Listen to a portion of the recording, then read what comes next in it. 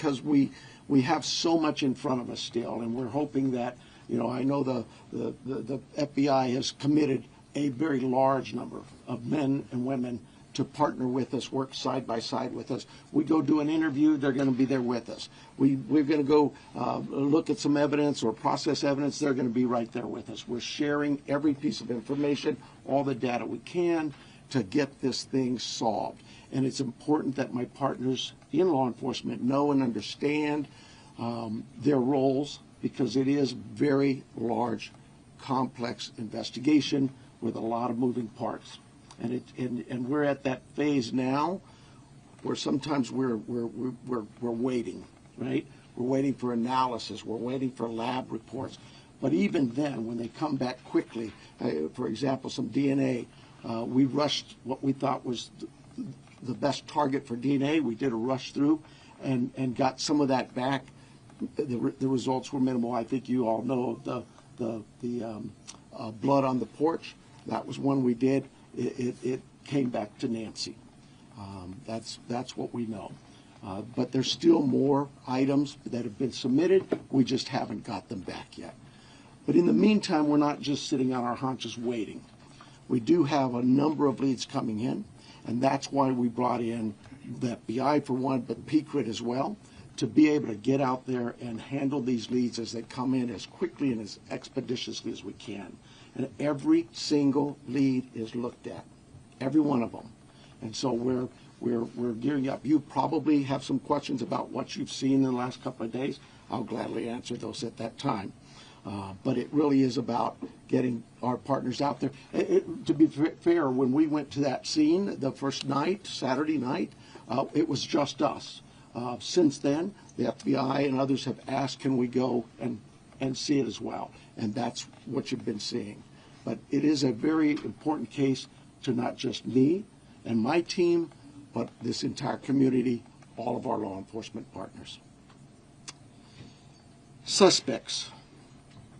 I know there's been a lot out there about suspects, and I want to be very clear.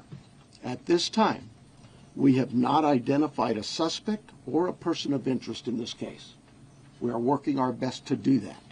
But to be clear, we have nobody of interest or any suspects that you would consider a prime suspect.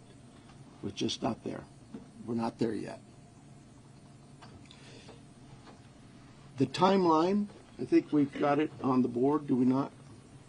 This is a timeline that we have been able to develop with some of the things that we've had processed. Various pieces of electronics that we've gathered. And you look at some of this, and I know you're going to say, well, why did it take you so long to get this to us, Sheriff? Well, because one thing, it's got to go out and be processed at different lab sites, and sometimes that stuff comes back to us, and like you, we have questions. And we say, wait a minute, what is this about? What about this? Could it be that? And so it's sent back, or it's sent somewhere else. So, and that's happening with all of the things we see, that process, that review, and that questioning of, all right, what is it we're looking at? So I'll go over it with you. You can see it on the board there, but at about 5:32 p.m., these are approximate times. 5:32 p.m., Nancy travels to her local family's home for dinner and playing games with the family, just visiting. At 9:48 p.m., which is very consistent to what we were told by the family, that Nancy was dropped off at home, and we know that because we have a garage door open at approximately, I can't stress that enough, at approximately 9:48 p.m. At 9:50 p.m., that garage door closes. It is that time we assume that Nancy's home and probably going to bed. Sunday morning, early morning at 1:47 a.m., the doorbell camera disconnects. At 2:12 a.m., software detects a person on a camera, but there's no video available. They had no subscription, and therefore it would rewrite itself. It just kind of loops, right, and covers up. That's what our analysis teams have told us. We're not done with that. We'll do all we can, but that's what it says. So that detects a person on camera. Could that be an animal? I imagine that's possible. We don't know that. We just have no video. But we're not giving up on that. 228. Nancy's pacemaker app shows that it was a disconnect from the phone. And at 11:56 a.m., the family checks on Nancy and discovers her missing. And at 12:03 p.m., 911 is called in to the Pima County Sheriff's Department. I believe it's about approximately 10 minutes later, 12 minutes later, our patrol teams arrive. They see the scene, and we start our response with our search and rescue teams and our detectives from homicide and various units. In fact, every unit here, I think somebody questioned, how come there's an ICAC member out here or this member? Everybody in our criminal investigations team is a part of this team and part of this investigative effort. I think with that, let me make sure.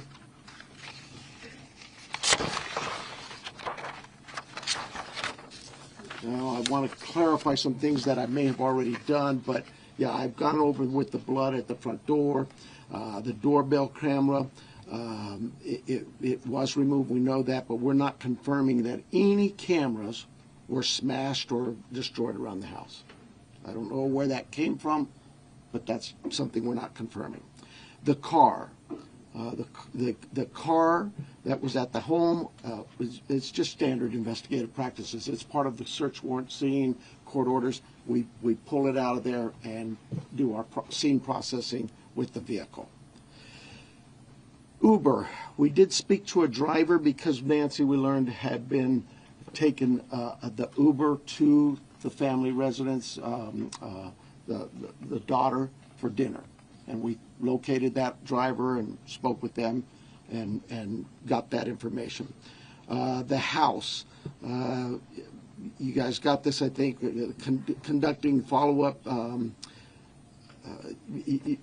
I think you said somebody had mentioned that they saw a team out there again last night or yesterday, and that's just, again, what I was talking about before. Our partners wanted a chance to see it and examine things themselves, and more importantly, it's just we're constantly following up on things and go, hey, what about this? So we want to go back and check on some things.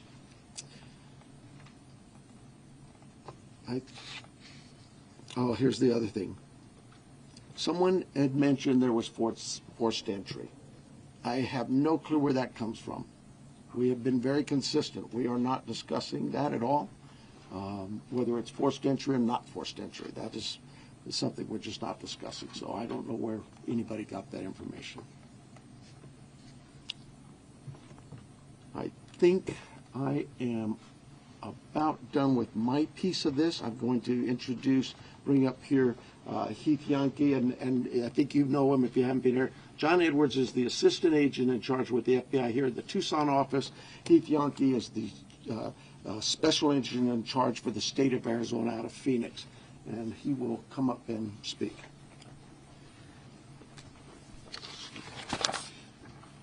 Thank you, Sheriff. Hello, I'm Heath Yankee, the special agent in charge of the FBI's Phoenix Division. First, I want to let the Guthrie family know that our hearts are heavy for them.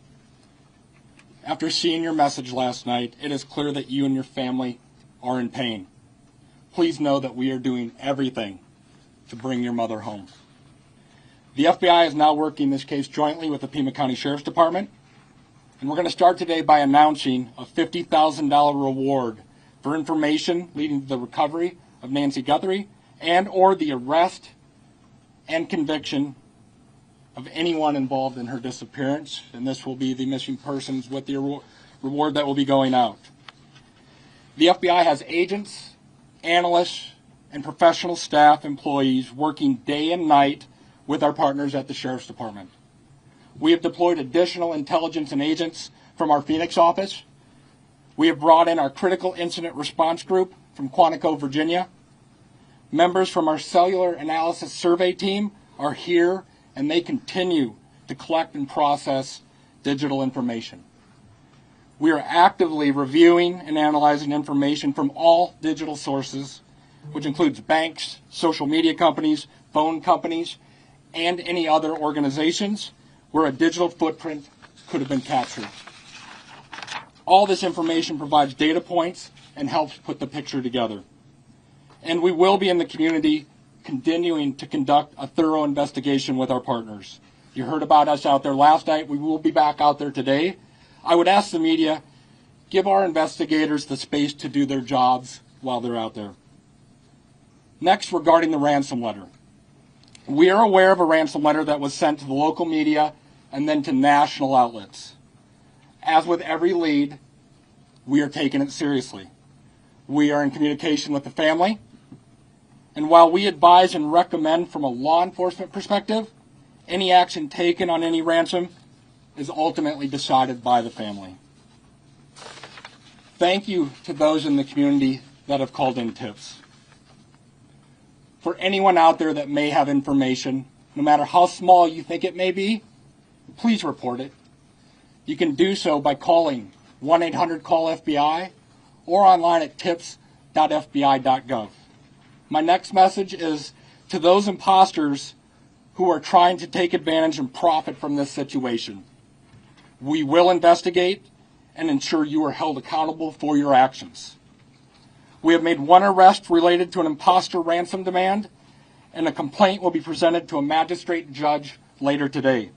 You will get more on that from the FBI and our U.S. Attorney's Office here in Arizona when it becomes available. To anyone that may be involved, do the right thing. This is an 84-year-old grandma. This is an 84-year-old grandma that needs vital medication for her well-being. You still have the time to do the right thing before this becomes a much worse scenario for you. Please return Nancy home. Thank you. All right, so you want to call them and you want me to call them? You can call them up. Okay, so the first person we're going to start with the list is going to be NBC National, Liz Kreitz. Right here. Can you walk us through that timeline from when you believe, if you look at this here, from 147 to 228, what you think happened there, and what particular software would have detected somebody on camera? I don't. I know we know the software that was there. But I'm not. I'm sorry. I'm just not in the weeds. I know that. Think of your doorbell cameras. Somebody walks up. My wife's. If I walk up, she gets an alert, and it's usually something like that. A person's detected. So to understand then the following, one, does that mean that it was about a 45-minute span that the suspect or suspects would have been on the property? And then also, does this essentially mean that you cooperated with the tech companies and you can officially say that no surveillance video is available from the home? We know that the tech company that we sent that camera off to, yes, they've said they've run out of ways to recover any video. Next person's going to be ABC News, Aaron Katursky.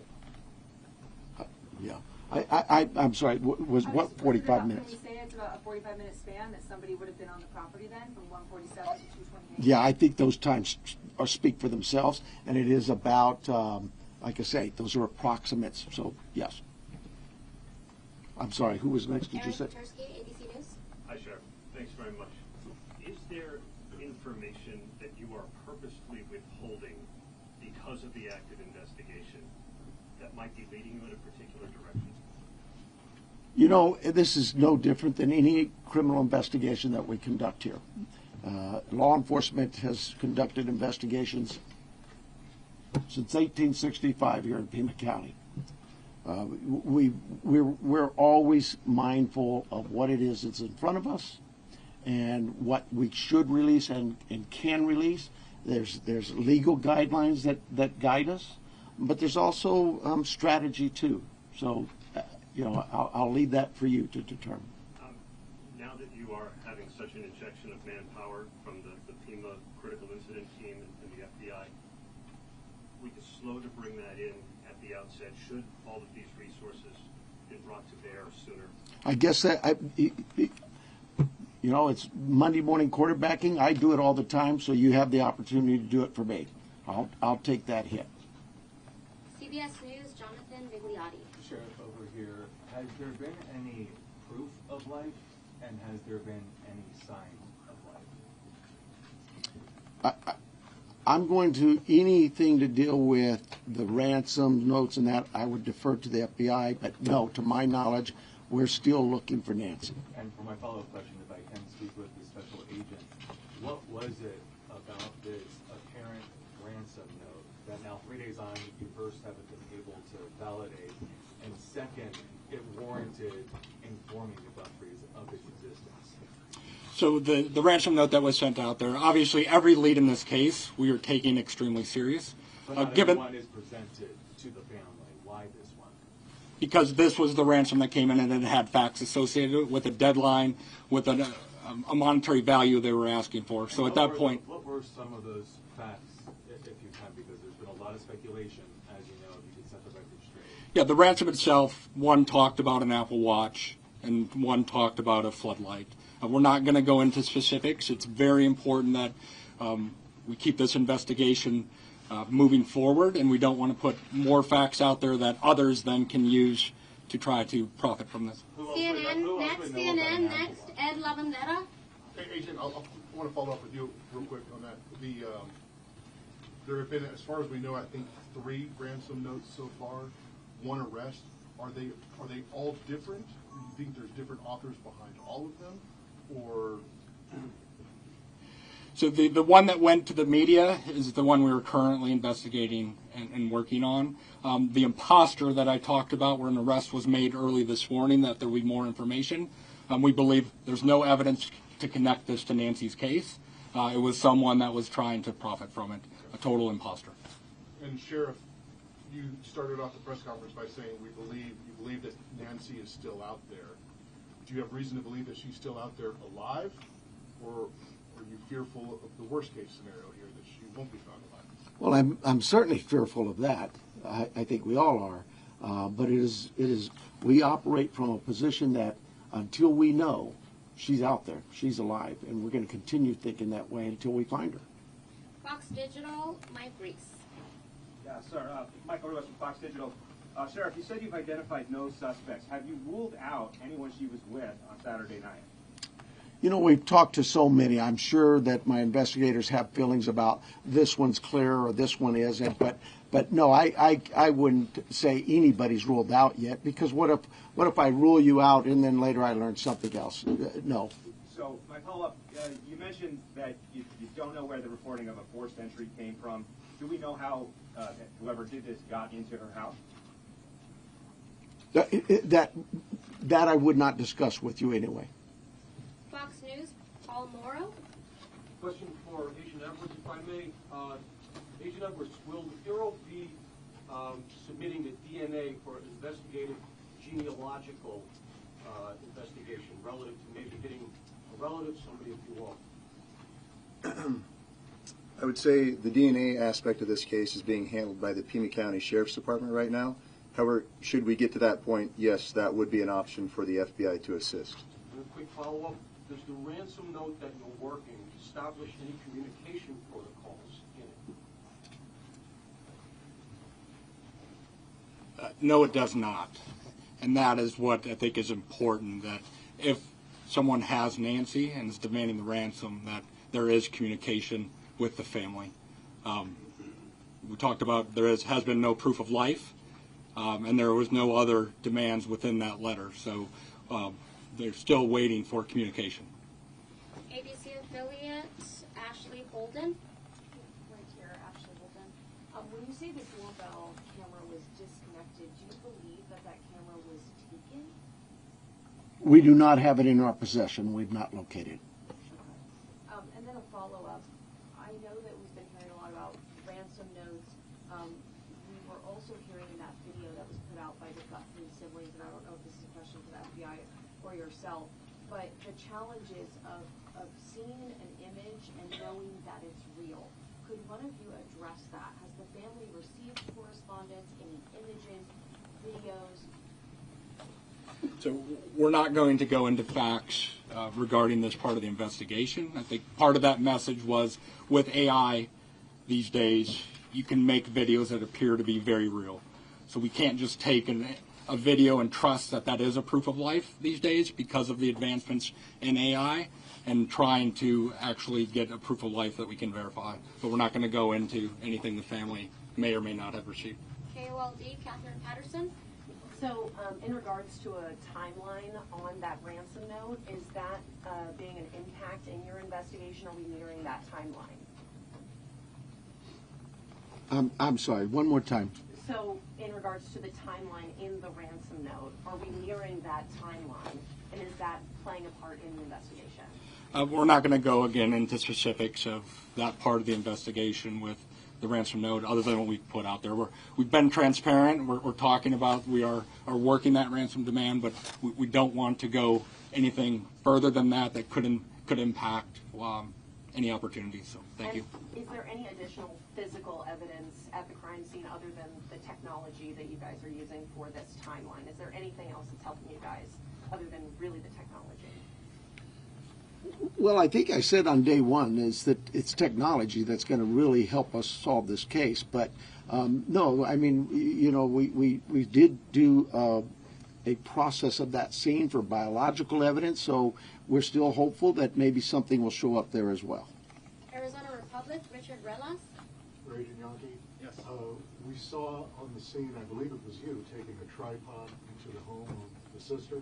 How involved was the FBI, if at all, in creating the video? Any advice for the family? I would say we use our expertise and provide consultation and advice anytime a family would ask for our advice on a kidnapping. It's ultimately the family's decision of what they put out and any messages they put out. But we were, obviously, you're all documenting every move we make. We were there last night in talking with the family. But every decision is theirs. Right, and that was a tripod on a ring light. And Sheriff Allen, you said the blood was found on the porch and on the front stoop. Just wanted to verify that? I say porch, front stoop. It's all in that same general area by the front door. Front of the house. Front door, yes.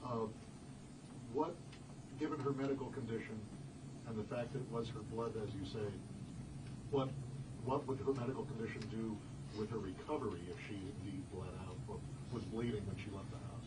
Well, again, I've got to be careful for HIPAA, but I would say this. We know she is in need of medication, daily medication. And we also know that this is day 4 or 5, and still we don't know that she's getting her medication. That could in itself prove fatal. And for the No, that'll be that question. For KGUN News, we have Craig Smith or Athena. I'll get that for you. I'll get it. Craig? KGUN, Athena. Oh, okay. Have you been in communication with anyone who you believe could be the kidnapper? You know, it goes back to what we talked about. Nobody's eliminated, but we just really don't have enough to say, this is our suspect, this is our guy, we know, or our gal. We just don't know that. And it's really kind of reckless to report that someone is a suspect when they could very well be a victim. It just, I bring to you, to the media, I plead with you to be careful of what it is we put out there, because we don't have anybody here listed as a suspect, and you could actually be doing some damage to the case, but you can do some damage to that individual too. Social media is kind of an ugly world sometimes. And how far out have you expanded your search, you say? You know, I would tell you this, look, nothing's off the table. If we get a lead that there's somebody, hey, you've got this over here or over here, we're going. And that will expand and expand and expand. I think the FBI, with their billboards, they're now planning to put those up at every state around here, at all of our neighboring states. So, yeah, we use you, the national media, the FBI with their national outreach, to affect that for us. But as far as the actual investigation, naturally the scene is the primary, and we just keep spreading it out as we get more and more leads. Court TV, Cody Thomas. Hi there, Sheriff. Yes. Actually, my question is for Agent Yankee. You know, we saw Savannah Guthrie and her sibling family put out that video last night on Instagram addressing, you know, the tragedy that this is, but also addressing the ransom letter saying they're ready to talk. My question is, did the FBI or any other agency help them craft that message to put out on social media? Like I said to the previous question, we have an expertise when it comes to kidnappings. And when families want advice, consultation, expertise, we will provide that. But the ultimate decisions on what they say and how they put that out rests with the family itself. And as far as suspects, I know we haven't identified one, but what type of suspect or suspects do we think we're dealing with here? At this time, like the sheriff has said, there is no primary suspect identified, so it could run the gamut. So. KPNX, Troy Hayden. Are you actively investigating the son-in-law in this case? I know there were reports earlier this week, and you refuted that. You said you haven't eliminated everybody. Have you eliminated him or come close to it, or are you actively looking at him? We're actively looking at everybody we come across in this case. Everybody. We would be irresponsible if we didn't talk to everybody. The Uber driver, the gardener, the pool person, whoever, everybody. It's so cliche, but everybody's still a suspect in our eyes. That's just how we look at things and think as cops. Does that mean we have a prime suspect? No, and the family's been very cooperative. They've done everything we've asked of them, and we want that relationship to continue. And sometimes people can be mean out there, and that can really harm us and harm our efforts. Did you find blood anywhere else in the home besides the porch? The only DNA evidence we've got back is on the porch. We prioritize things and we rush things, and those items we put out to a lab to rush it. And even then, it's 2, 3, 4 days. The other items could take 10 days, 20 days, but we saw the importance of that blood. It came back to Nancy. So it was only there, it wasn't anywhere else in the house? I don't know that. We processed the house for biological evidence, and we've not gotten anything back. Newsmax, Sarah Williamson. Hi, Dad. My question is just piggybacking off our colleagues here about how far this search has gone. When it comes to doorbell cameras, you say technology plays a critical role in this. Have you been actively door knocking the neighbors and businesses and collecting those doorbell cameras? And is there anything that has come up there? How far is that? I can't tell you whether things have come up or not, but we have door-to-door. I think we're still doing door-to-door, not just in that neighborhood, but other neighborhoods. Just as leads come in and take us somewhere, we're going to do those things. Okay, and just to follow up as well in regards to the video that was released by Nancy Guthrie's children last night, just to clarify, that was not coordinated with any law enforcement beforehand, and that you hadn't seen that video before it was released? The FBI is handling all things with the ransom. I think the answer was yes, we were there. The media was there. We can help coordinate, provide that consultation, but that is the family's decision of what they film and what they put out. Fox 10, Justin Liu. Agent Yankee, this one's for you. Following up on that video that was released yesterday, it said, ultimately any further action is decided on by the family. Since then, have they expressed any more interest and more efforts to try and get in contact with who is behind the ransom letter? And do you have a crisis or any sort of hostage negotiator with your team for that type of situation if it moves forward? So the two parts to that question I think it's pretty clear. The family wants to be contacted. They know time is of the essence, and if those that may have Nancy are watching this, the family is ready to talk, get proof of life, because there has been no contact after that ransom note went to the media. For your second question, yes, we have crisis negotiators. That is part of our team here locally, along with the personnel we brought in from Quantico, and they will be part of it, but we're not going to go beyond that of any specifics.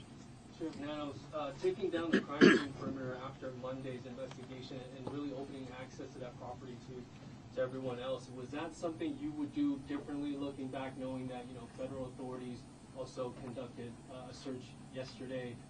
Would you have kept that perimeter up, knowing that? Monday morning quarterback, I probably would have, but I'll say this. We processed the scene. We got what we thought was complete. My team did that. I have to have all the faith and trust in their abilities and their skills, and I think they went through that pretty well.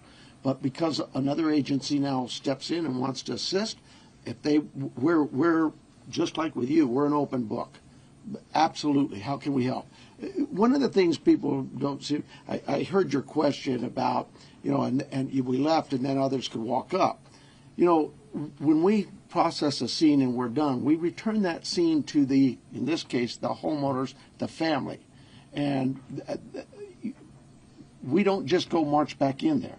We call the family again and get permissions to go back to the home. So, yeah, there's, again, Monday morning quarterback, absolutely. I probably could have held off on that. We knew that the FBI, we've worked with them before in a lot of cases, and we felt like they could be of help in this with particularly the forensic analysis we use in a number of things. But at the start of this thing, we weren't sure what we had, and as the day progressed, we realized that there could be more to this, and we started in that. Remember, it was a search and rescue mission the first few hours, and we transitioned that over to a criminal investigation. With that, brought in our partners from the FBI and others. Univision, Claudia Ramos. Univision, Claudia I was Ramos. actually going to ask about that. We saw the message yesterday. Are you next? Yeah. Okay, I'm sorry. Following up on that, we saw the message from the president yesterday. Have you personally received any communication from him or No, and I wouldn't expect that. He too is a busy man, right? And I would say this: we thank him for him opening up his entire law enforcement team, as was put out yesterday, and we know, I know my local reporters here know. We've always worked well with all of our partners in law enforcement. Maybe it's something unique to Southern Arizona, and the rest of the country doesn't see that, but this isn't new for us. We've done this. Gabby Giffords, I headed up that investigation many years ago, and we worked side by side. Could not have got things done if we weren't with the FBI on that. And just the other question, this being a border state, have you guys had any communication with Mexican authorities? I have not. I work closely with the Mexican consulate, as other consulates, being the sheriff, but no, I've not heard from them. Arizona, Univision, Madrid. Hi, Sheriff. My question is, do you know, it's a two-part question, do you know what medication Nancy uses? And have you checked with local pharmacies or pharmacies around the state where they bought, per se, this medication to keep her alive, keep her healthy, while still look for her? So we do know what medications, and we have contacted pharmacies. Probably need to go back to just make sure that they didn't. Maybe we contacted them early on. I know that night, Saturday night, Sunday morning. I know we were doing all the hospital checks, and that check was continuous every hour, going back out. And physically in person, deputies were going to each local area hospital and asking them to check their logs. My second question here is, I know you're looking for her in Pima County. Are you looking for her across the state now? And if so, if there's particular areas that you're focusing on right now? Well, we're looking for her everywhere, right?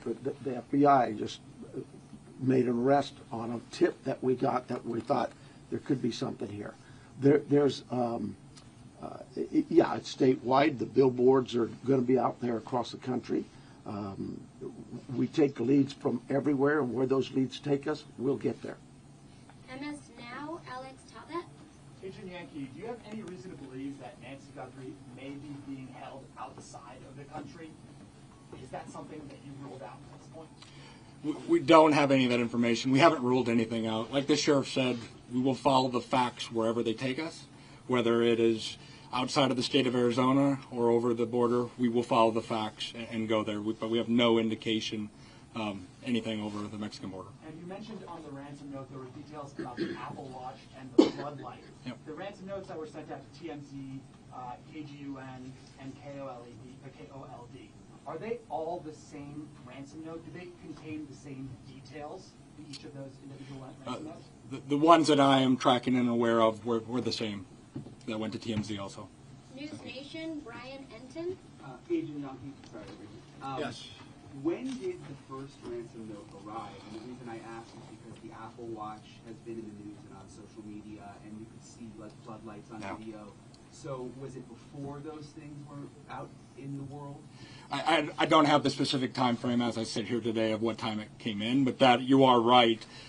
Anyone could see a floodlight hanging down, could have seen some of those things. The watch has been talked about, so that timing is tricky, but that's why we're taking it serious no matter what and following the leads on that. But I don't have the time frame that the first note came in as I sit here today. Thank you. And my follow-up is for the sheriff. In the house, were there any signs that someone tried to clean up or maybe destroy evidence? I can't talk about the crime scene, so I'll give you another shot, another question. My other question is, I heard the agents say that it was a joint investigation now. At the other press conference, the FBI said they were assisting. Is it joint now? I mean, are both agencies in charge now? Look, there's no ego here. We in this part of the country, we'll take anybody's help. It's not about, it's not about who's in charge. From day one, when we contacted the FBI, they were that gracious to say, whatever you need, whatever you need. And so that's really it. And they're great partners, just as my other local law enforcement brethren. I didn't even have to ask. That's what's really amazing. I haven't had to call anybody. They've called me. Sheriff, what do you need? Arizona's family, Brianna Whitney. Sheriff, I know you had the crime scene process. You said you went back out there. Your partners wanted to see it. But you guys were actively taking out evidence yesterday.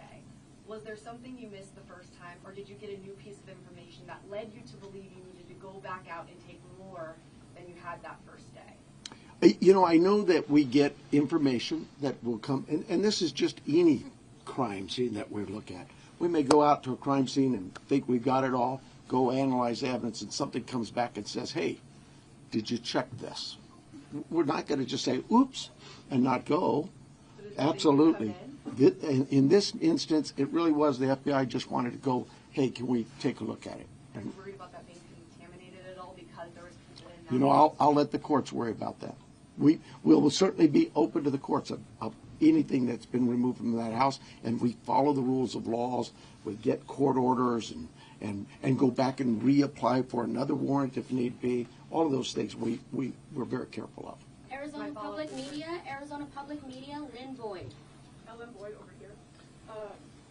In that news release yesterday, there was a report of a trespasser. Has the Guthrie family dealt with any incidents, threats, whether it was trespassing, social media threats, anything of that nature? I am not aware of any of that. I know that we, as with any case, again, we would look at all of the background of calls to those families or their residents and see if there's anything there, or even in that neighborhood.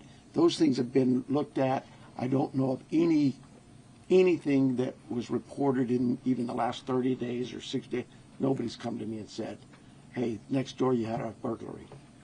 Follow-up for the neighborhood where Nancy's home is. Can you give any more details on that trespassing incident? I don't have them. Telemundo, Jesus Gonzalez. It's for the FBI. I just have a question. Can we confirm if the FBI director is coming for the investigation?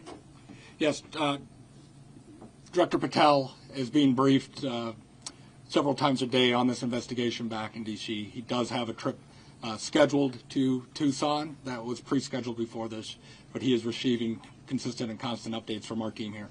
He's coming today? He is not coming today. And before you go to the next one, I know you may have had a follow-up question, but I think I overstepped you. So if you wanted to ask, I'll give you that opportunity.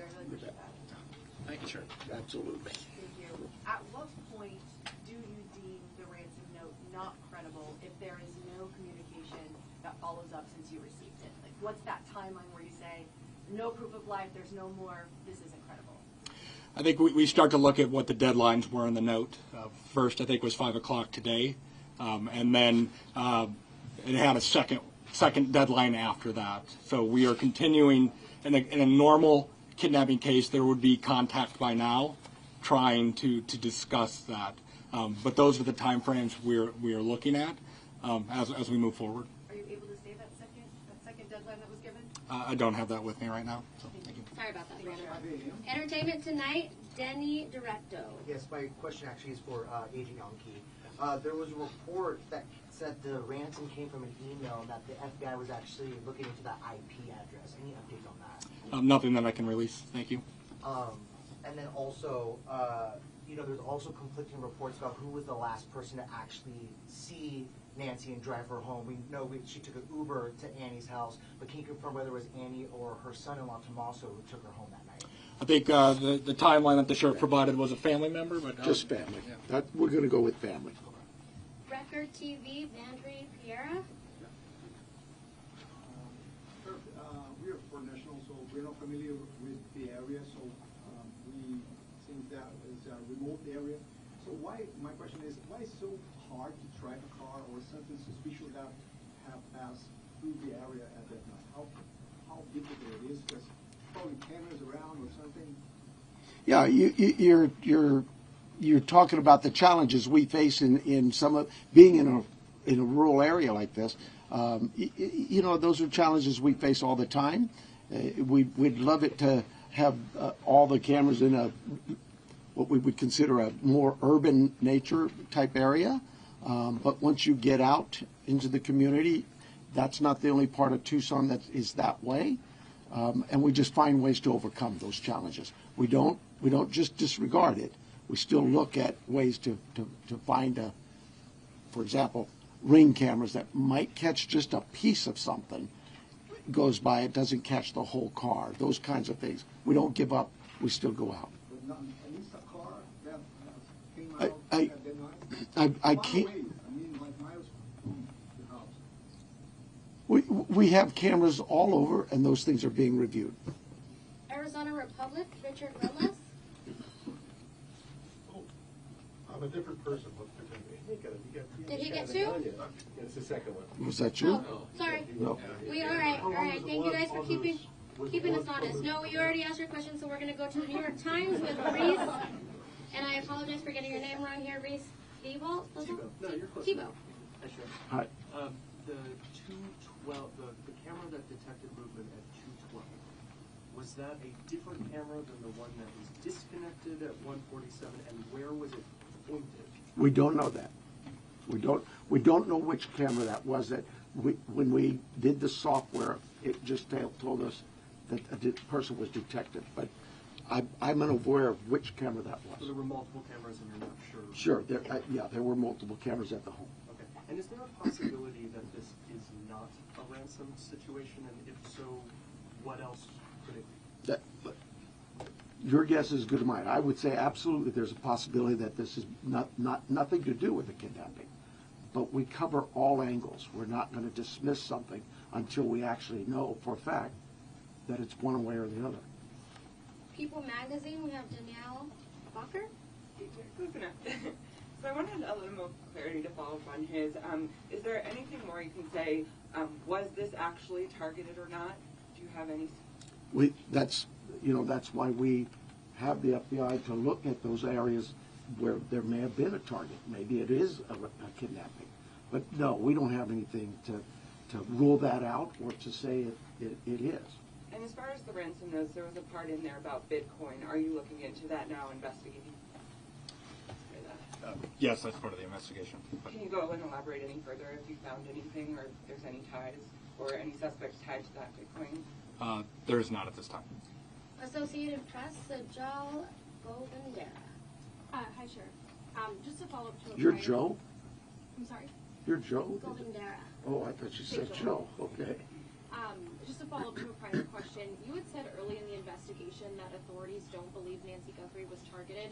Why don't authorities think that Nancy Guthrie was targeted? Who said that? Who said they didn't You had think said she? that early in the investigation. Boy, if I said I missed, I absolutely misspoke. I've never thought she was or wasn't targeted. We've always believed that is certainly a possibility. I mean, you'd be silly not to think that. Somebody disappears in the middle of the night out of their home. You can understand where I'm coming from. But no, if I said that, obviously I misspoke or maybe somebody misheard me, but I've never believed that she was or was not a target. Is there anything more specific you can say about what you believe the motive to be for this kidnapping at this time?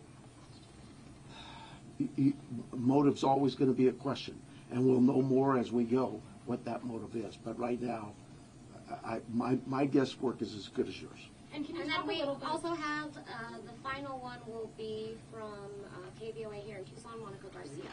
Okay, so let's talk about that 5 p.m. Tuesday 5 p.m. deadline today. Is that the deadline? I think that's for the FBI. Yes. Can you just give us some sound on that? Because that's a big deal. That's within hours about that 5 p.m. deadline per the ransom note.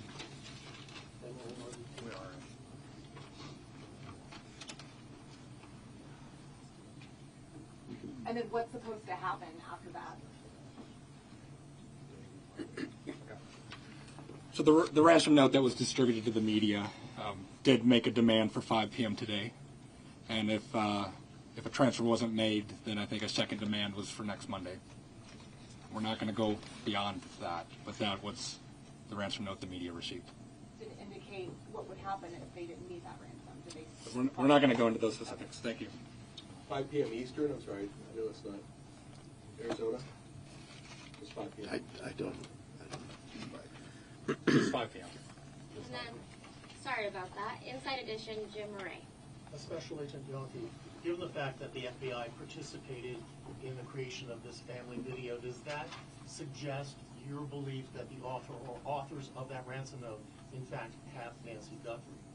Again, we're taking the ransom note serious, and we are following that part of the investigation. And does the fact that there is a ransom note suggest to you that Nancy Guthrie was taken specifically because she's Savannah's mom? There's nothing to indicate that. Thank you guys so much for all of your questions. The sheriff does have just one more note about what happens next year, or what doesn't happen next. Well, it's what happens for us is we're going to continue working. For you, though, I hope this worked out well for you.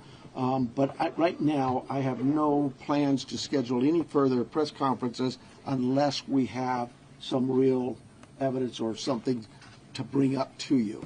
It's pretty pointless to just keep hounding the same things over and over. And as Special Agent in Charge Yankee said, please give us some space, and that's not just physical space. Give us some space, give my team some time, because these things do take time, and they are difficult. And everybody out there is really working hard. And mistakes are going to be made, and if I made them, mea culpa. It won't be the first mistake I've ever made. But more important than me is we want Nancy back. That's the key. Okay? So thank you very much, and thank you for your concern in this. Thank you.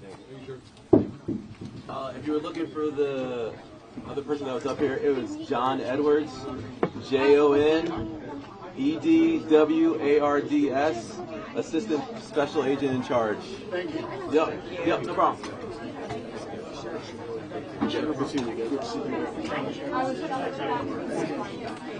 So is there any information on the imposter? I don't have that.